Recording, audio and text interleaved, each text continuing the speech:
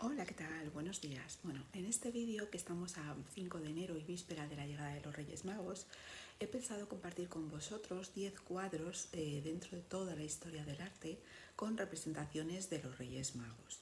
Así que es lo que os voy a proponer a continuación. Son una serie de imágenes de diferentes etapas, como os digo, de a lo largo de la historia del arte, representaciones de estos tres Reyes Magos. Así que espero que os guste y es lo que os voy a dejar a continuación. Vamos allá. La primera de las pinturas por las que quiero comenzar para tratar el tema de la adoración de los Reyes Magos no es otra obra que una pintura que realizó Gentile da Fabiano, que es esta adoración de los magos que vais a ver a continuación. Es del año 1423, es un temple sobre madera y, como os digo, está en la Galería Uffizi de Florencia.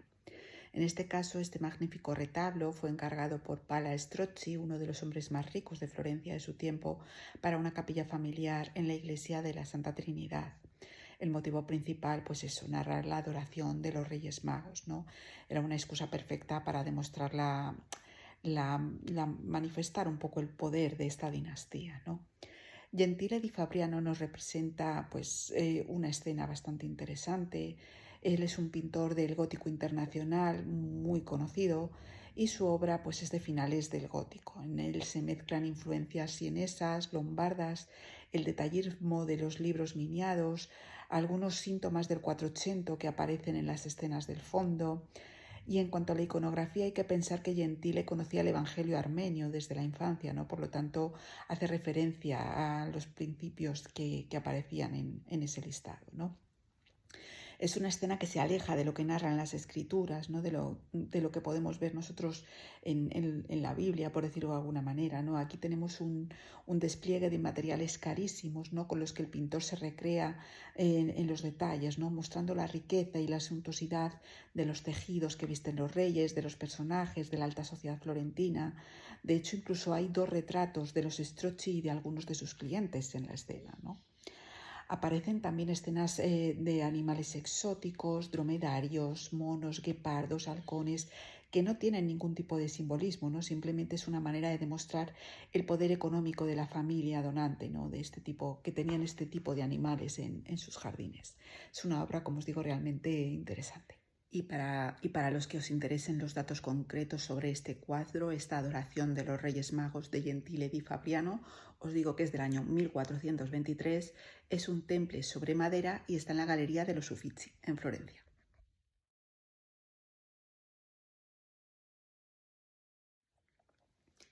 El segundo cuadro que os propongo para ver una representación diferente de la adoración de los Reyes Magos es este cuadro que vais a ver a continuación de Roger van der Weyden.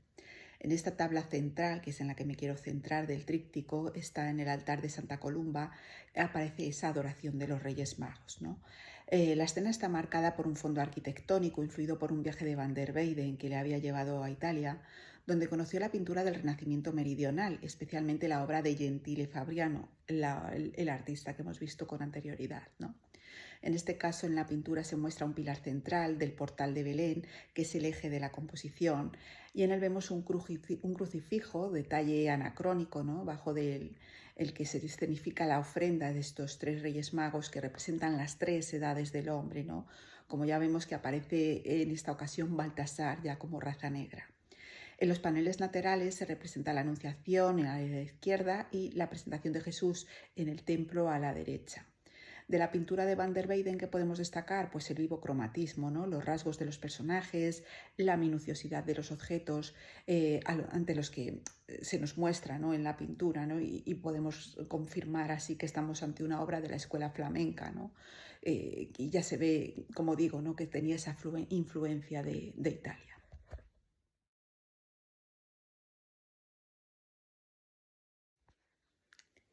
El tercer cuadro que os propongo a continuación es el Cortejo de los Magos de Benozzo Gozzoli. En este caso, la imagen es un detalle de los frescos que decoran la capilla de los magos del que entonces era el Palacio de los Medici, ¿no? Es una obra que nace de la competencia con los Strozzi, ¿no? Con otra familia poderosa de la época en Florencia. Aunque esta imagen era de uso privado, está en una sala donde recibían a los representantes de firmas comerciales y gobernantes extranjeros.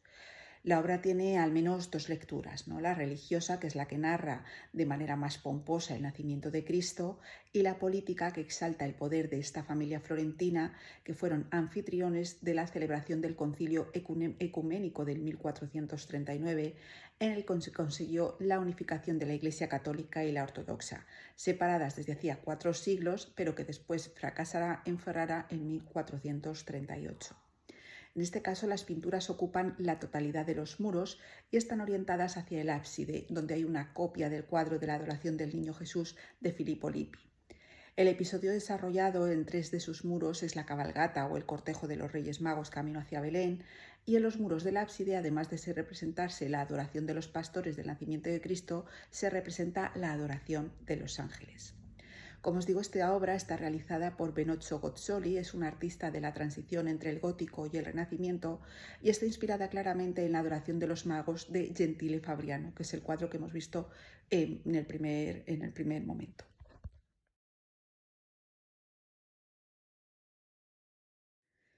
Para los que queréis datos más precisos, este cuadro son unos frescos, como os decía, están en Florencia, en el Palacio Medici Riccardi, y datan del 1459 al 1461. Otro cuadro sin duda muy típico de la adoración de los Reyes Magos es el que pintó Leonardo da Vinci.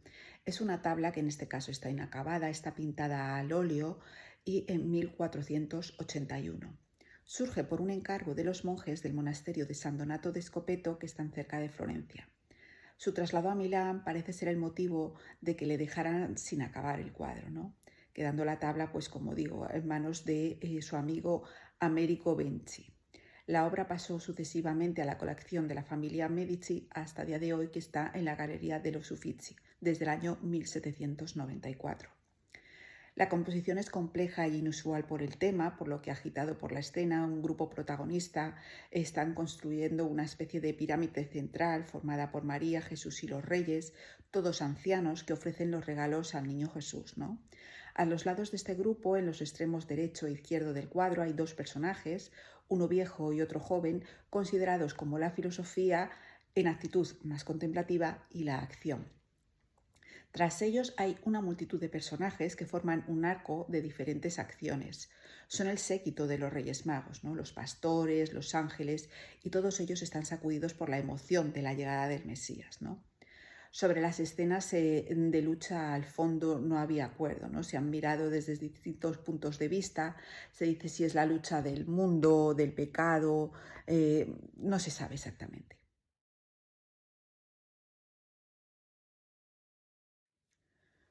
Otro cuadro también precioso de esta adoración de los Reyes Magos, y que tenemos en este caso más cerquita en el Museo del Prado de Madrid, es el realizado por el Bosco y es un óleo sobre tabla del 1494.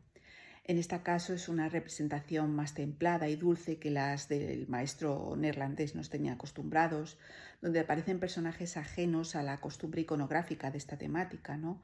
La reinterpretación que nos hace de los pastores, por ejemplo, que trepan por el árbol lateral de la cabaña y a los que están sobre ella. Hay una expresión de curiosidad más chismosa, ¿no? Alejada de la ternura e ingenuidad que en general suelen representar los pastores. Nos introduce en el tema central un anticristo que asoma descarado, ¿no? Por la puerta desvencejada de la casa, rodeado de personajes siniestros, ¿no?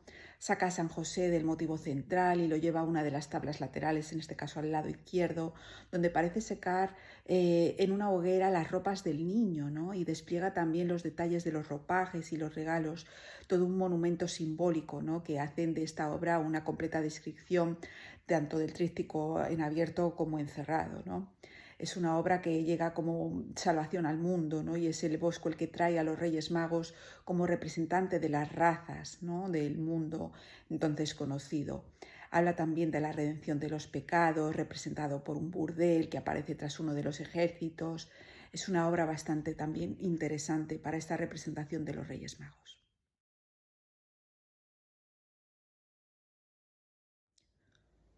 Otra representación también bastante interesante de la adoración de los Reyes Magos es la que nos hace Bruegel el Viejo.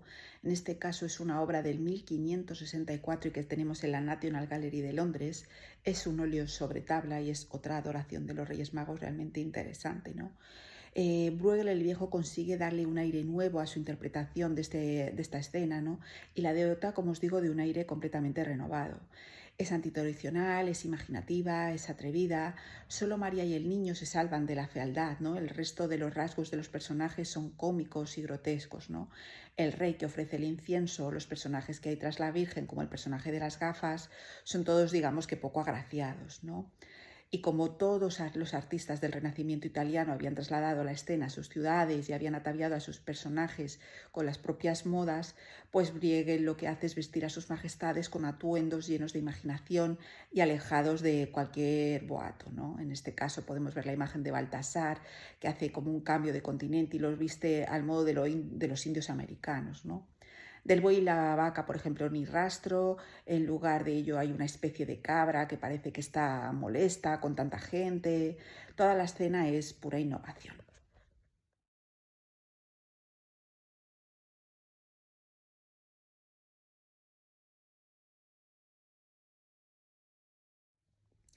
Otra adoración de los magos que me parece particularmente bonita es la que realiza Rubens en el año 1609 y que podemos ver en el Museo del Prado. En este caso es otra versión de esta famosa temática, como os estoy hablando, de la adoración de los Reyes Magos.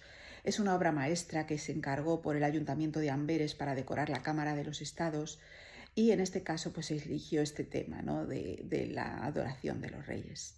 El cuadro se repintó y lo amplió Rubens, ya que en España entre 1628 y 1629 se modificaron varios detalles y se ajustó más al estilo que se desarrollaba en esa época, ¿no? Añadió además su autorretrato, que es el hombre de la casaca morada sobre el caballo que está en la zona de la derecha, y son evidentes las influencias de Miguel Ángel y Caravaggio en esta obra, ¿no? Y también incluso de Tiziano, los restos de la arquitectura clásica que sirven de portal. Hay todo el lujo y el boato que se supone en una reunión política, ¿no? De la importancia de aquel tratado, que están reflejados en la escena nocturna que se ilumina desde la luz que emana del niño, ¿no? La obra, aunque fue deteriorada, se salvó en el incendio del Alcázar de Madrid, que hubo en el 1734, y fue restaurada en el año 2004.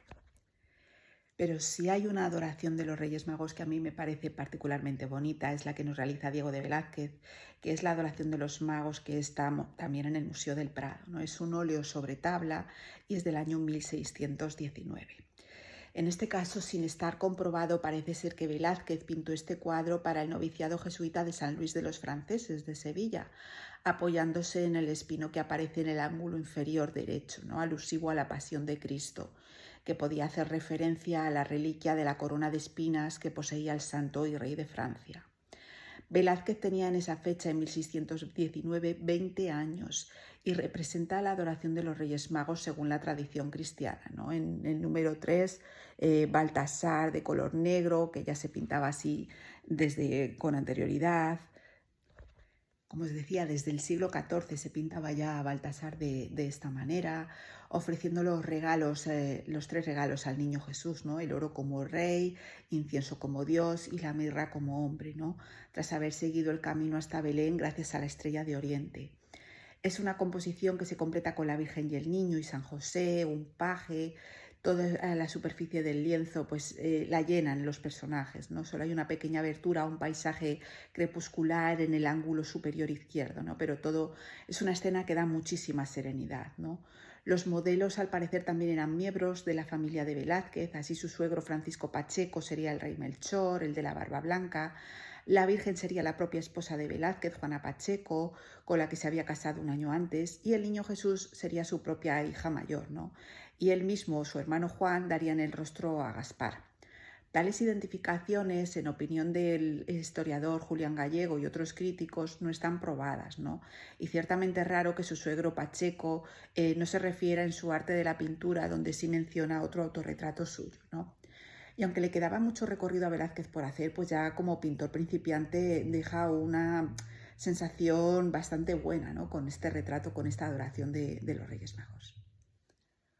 Otra adoración de los Reyes Magos que también me parece bastante interesante es la que realiza Zurbarán en el año 1638. Es un óleo sobre lienzo y en este caso esta obra la podemos ver en el Museo de Bellas Artes de Grenoble. Zurbarán es contemporáneo y amigo de Velázquez. Pintó esta adoración para la cartuja de Nuestra Señora de la Defensión en Jerez de la Frontera.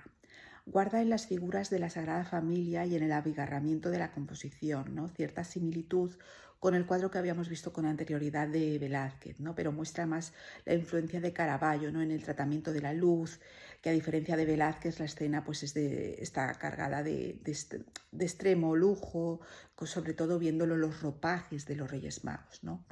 Zurbarán también va a combinar con gran efecticismo el tenebrismo habitual de su paleta con dos focos de luz, ¿no? Una que es la luz diurna, que va a darle pues esa tonalidad al fondo de la escena, con la que crea un espacio abierto, y una luz más artificial lateral, que es con la que llega desde la cabeza de Melchor al niño y a su madre, a la Virgen, ¿no?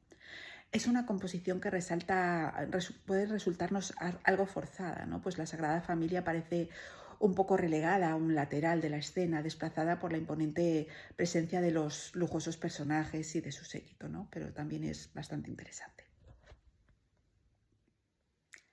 Y para terminar, como décima y última pintura de representación de la adoración de los Reyes Magos al Niño, os quiero hablar de la que realizó Alberto Durero. En este caso es un óleo sobre tabla del año 1504 y que también está en la Galería de los Uffizi. Terminamos, como os digo, este recorrido pictórico por estos cuadros que hemos querido ver, estas representaciones de la adoración de los Reyes Magos, con este cuadro de Durero, ¿no? Es realmente precioso también, ¿no?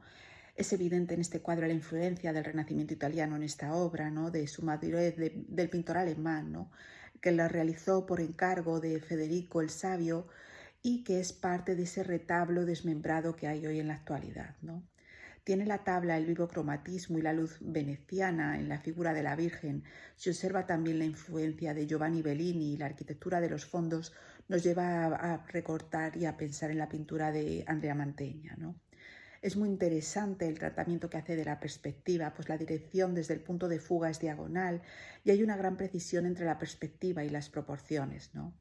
La escena no necesita más que 4 figuras monumentales que rodean al niño, una de las cuales, Gaspar, es un autorretrato de Alberto Durero, ¿no?, para conseguir un diálogo natural en el entorno en el que sitúa a Durero con Leonardo, ¿no? El paisaje nos puede recordar a la pintura flamenca, ¿no?, también, al igual que en el detallismo de los insectos que podemos ver en el primer cuadro de la escena, ¿no?, o de las pedrerías de la vestidura que lleva Melchor en este caso, ¿no? Pero bueno, que en definitiva lo que quería haceros era un pequeño recorrido hoy día 5 de enero, víspera de la llegada de los Reyes Magos mañana a todas nuestras casas, si nos hemos portado bien, así que era simplemente hacer este pequeño vídeo, esta pequeña aportación, y ahora, como os digo siempre, os dejo con las imágenes de estos cuadros tan increíbles que hemos estado revisando y haciendo un pequeño análisis en este pequeño vídeo. Y como os digo siempre, lo vamos a dejar aquí y nos vemos muy pronto con otro vídeo. Un beso fuerte. Chao.